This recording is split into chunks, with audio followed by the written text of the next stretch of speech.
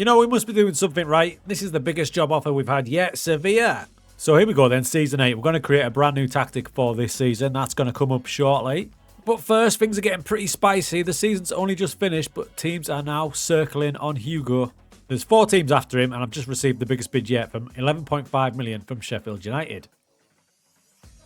Now look, I'm going to reject that because I don't think it's enough. It's risky, but I'm going to reject it. It's 13.75, rejected. In the meantime, I've got ruthless with my staff, specifically the coaching team, and we've had a bit of a refresh. This is my new assistant manager. This is Marcelino. He's coming for his first managerial job. He's an upgrade.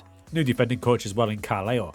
Those two mean that in comparison to the rest of the league, we're pretty well off here. Not bad at all. So it's early days in the season, more of that to come, but this is where it's getting complicated. We cannot get near Hugo Felix's agent's demands for his contract. We can't get near it. The most we can offer is about £4,000. It gets complicated because if you look at his expiry, it's 2031, which is next summer, and his value has now shot up to 16 million stroke 17.5. Decisions need to be made here, and I think there's only one. Now, this has been made even more brutal by the fact that Celta Vigo triggered Luca Fletcher's release clause, and he's gone to La Liga for 3.1 million. Now, that I was not planning for. That hit me like a ton of bricks. But we've managed to get someone in. Do you remember Ferreira? Benfica on loan last season, they took him back. Well, we've got him back on a free transfer, and arguably, he's an upgrade on Fletcher, so I'm pretty chill about the striker situation at the minute. We need another, though. Now, in the league, early days, we've started really well, specifically Ferreira, who's came in as our new striker. He started really well. I played with a few different formations at the start, but I think I've got the tactic we're going to use. We've actually won 6 out of 7 and 4 out of the 5 league games. Erring on side of caution though, because they're the pretty easy games. We've got some absolute beasts coming up.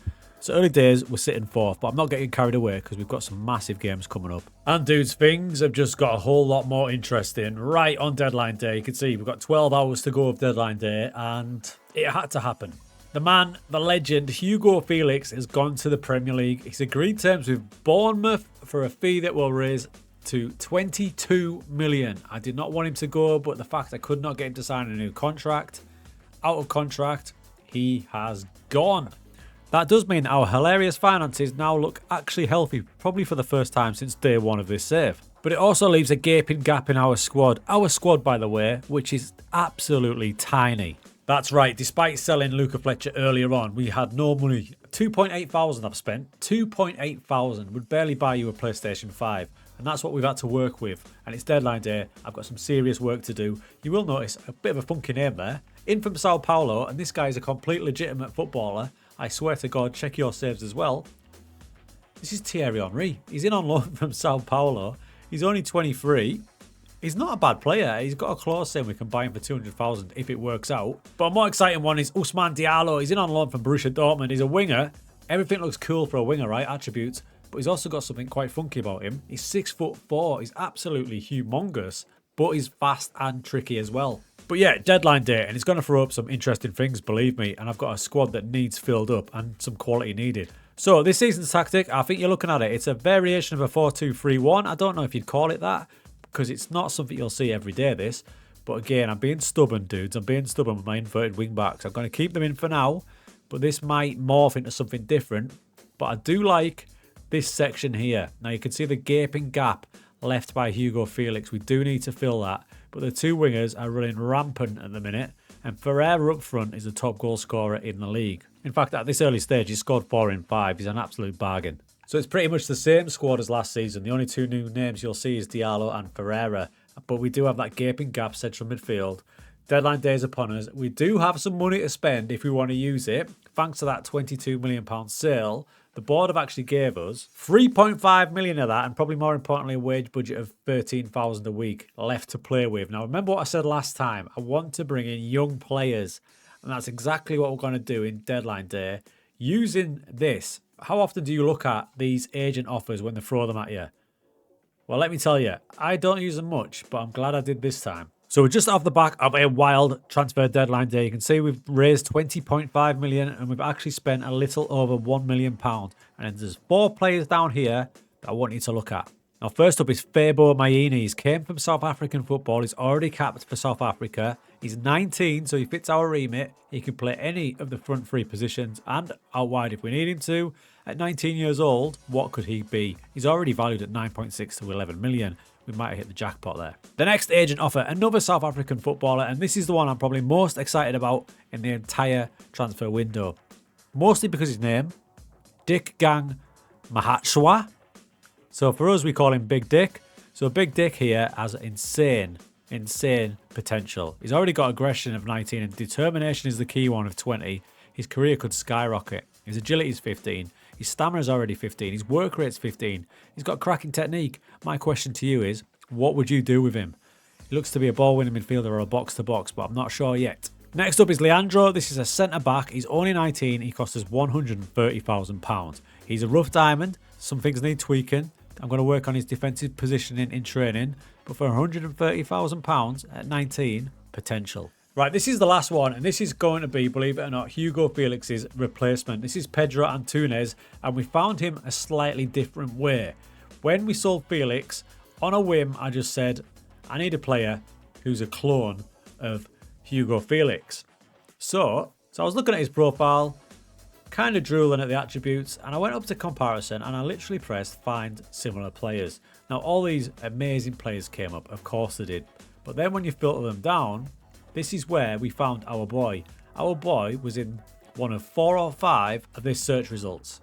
He's actually a younger version of Hugo Felix. Now if we go to comparison and we compare the two players, you can see he's got some work to do, but the attributes are kind of similar. The pattern is similar, the polygon's similar. He's only 22, he's got time on his side. But like I say, he's 22, and if you look at how much we picked him up for, 325,000, he's already scored a goal, little spoiler for you, in the league. I like him. You can see the fees we paid there, 325,000 for Pedro, for Maini, who was the striker, $500,000, and for Dick, Big Dick Gang, 400,000 and 130,000 for the Brazilian. Sell-on value for them lot should be ginormous. So like I say, those 3 players were found via agents, and I never look at those. So today's takeaway is to check out those agent offers, specifically on deadline day, because they were absolutely beautiful. Straight away after signing those players, and because they're so young, I went straight to their training and development and got to work on what I want them to do.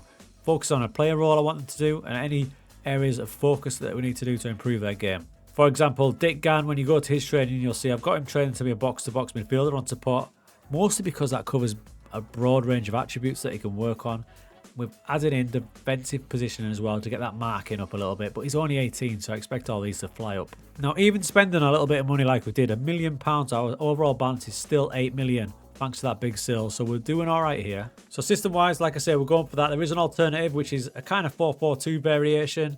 I have listened to you a lot in the comments. I didn't want to take on the 3 at the back challenge yet, purely because I didn't get the players in to try it.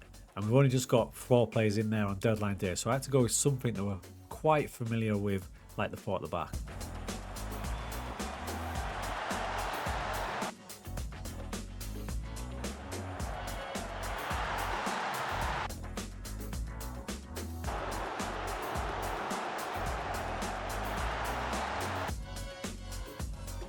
Like I said, we had some big, hard games to come, and those games that I just showed you there were kind of all together, and we lost all of them, but all of them were super close, which is good. The only time we've been battered this season is Braga gave us a good C 5-2 at home. Now, other than that, we're starting to fire back. We're still in the cup, believe it or not, which is madness for us. We're in both cups.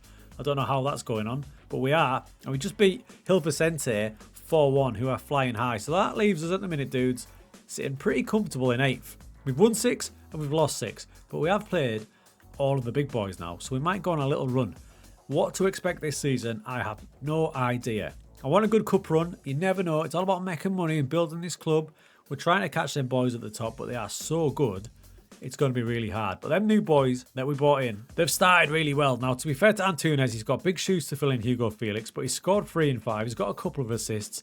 He hasn't bought a hairbrush yet, but we like him. Same goes for Dick Gann, and if you'll notice, every time I'm clicking on these players, their attributes are on the rise through a combination of the training and the fact that they are playing matches. Even at 18 years old, they're playing matches. The only one not a regular yet is Maini, and his attributes are still on the rise because he's playing regularly for South Africa. We're doing his development, his training, and he's getting some minutes via the bench. So I've stuck with this tactic so far. It's a slight change of tact because we're going a bit more high press. and a bit more higher tempo. We've been using the lower tempo, but I will say this, the higher tempo does not lock in. We use that until we get the lead, or if I think we're giving the ball away too much, we drag that right back. So it's not a lock, that tempo. Kind of changes per match. When we play one of the bigger boys, if we're starting to get a bit overrun, we may drop this defensive line back, but the template of the tactic is there. Long term, if I stick to this formation and this setup, I do want some traditional wing backs to jump in, but to be blatantly honest with you, I have not recruited wing backs because I've been so obsessed with using these 4 centre backs combo in here. So in January, we might have a look for some more traditional style wing backs, and then we'll see if we can play a little bit wider, a bit more wing play styly. But for now, we roll on. Antonio Capellas is now judged our key player. That little kid from Spain that we found in the lower leagues of Spain is now the top dog, and we have turned down a bid from Inter Milan for him. So before the next update, do not be surprised if that morphs into a more traditional looking 4-3-3 if we hit a blip. Because looking at those players that I've got there, I think we can do it. And with January on the way up, if we can get some more traditional wing backs, could be spicy, could be spicy. But yeah, 8th place at the minute, we'll take that, wouldn't we? And top scorer in the league is that man Ferreira. What a signing he's been, by the way. Free transfer from Benfica. I've already forgot about Luca Fletcher. Luca who?